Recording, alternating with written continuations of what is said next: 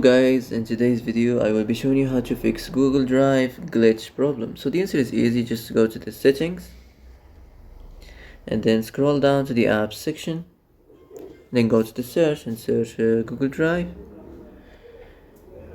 and then go to the storage, and here you will find this clear cache option. Click on it. Now you can go check it if it worked, and if it didn't you can try to restart your phone or turn the Wi-Fi off and on, or the Bluetooth or the airplane mode. Also, you can try to clear data, but be careful. If you clear data, all the Google Drive data will be deleted. This includes all files, the settings, the accounts, the databases, etc. So be careful if you want to clear your data.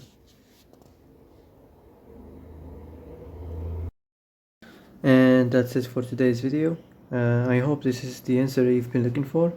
If you like this video, don't forget to like and subscribe, and see you in the next video.